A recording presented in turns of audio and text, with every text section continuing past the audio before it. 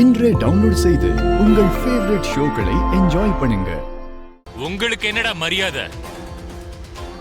இன்னொருத்தி புருஷனை வீட்டுக்கு வர வைக்கிற உங்க அம்மா, அதுக்கு ஒத்துழைக்கிற புள்ள, இப்படிப்பட்டவங்களுக்கு எல்லாம் மரியாதை கொடுக்கணுமா? சரத் சந்திரா, சரத் சந்திரா, சரத் சந்திரா.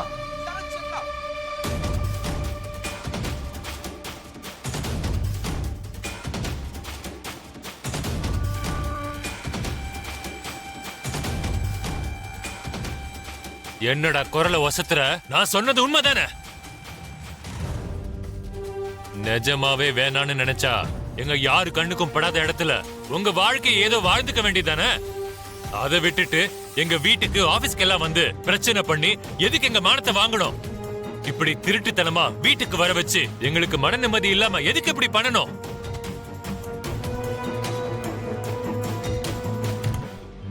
தப்பு செஞ்சால நீங்க உங்க வீட்டுல வச்சுக்கிட்டு எங்க வீட்டுல பிரச்சனை பண்ணிக்கிட்டு இருக்கீங்க. நீங்க பண்றது சரியே இல்ல. நீ நான் என்ன பண்ணணும்னு சொல்லி தருவியா? உண்மையிலேயே உங்களுக்கு அந்த அளவுக்கு ரோஷம் இருந்தா இந்த ஊர்ல ஏன் இருக்கீங்க? தேவையில்லாம எங்க மன நிம்மதியை கெடுத்துட்டு இருக்கீங்க.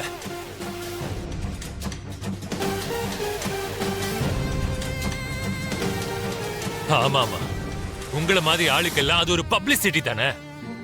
The great businessman Sarath Chandra தங்கச்சி புருஷனை ஒருத்தி வச்சிருக்கானா, அது உங்க அம்மாவுக்கு தான் பெருமை. அதானே நிஜம்? அப்படி ஒருத்தன் உங்க வீட்டுக்கு அடிக்கடி வந்துட்டு போறான்னா உங்களுக்கு தான் பெருமை.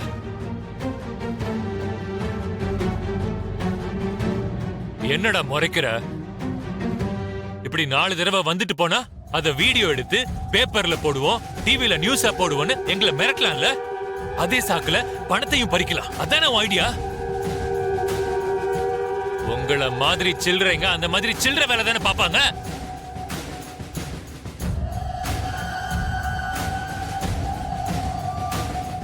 என் தங்கச்சி புருஷன் அவளை வச்சிருக்கான்னு சொன்னா உங்க அம்மாவுக்கு பெருமையா இருக்கா?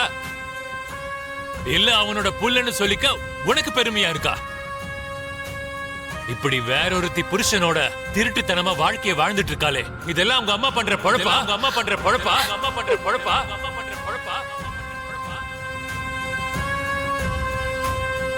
ஏய், நீ செய்ய வேண்டியது பிண்டம் வைக்கிறது மட்டும் இல்ல. முதல்ல உங்க அம்மா கழுத்துல இருக்கிற தாடிய பிச்சு எறிடா.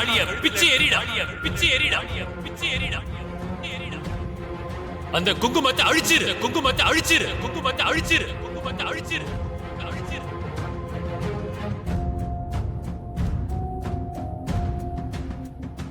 நீ அந்த காரியத்தை பண்ணிட்டா எங்க வீட்டுல இருக்கிற யாரும் இங்க வரவே மாட்டாங்க. முதல்ல அதை செய்டா.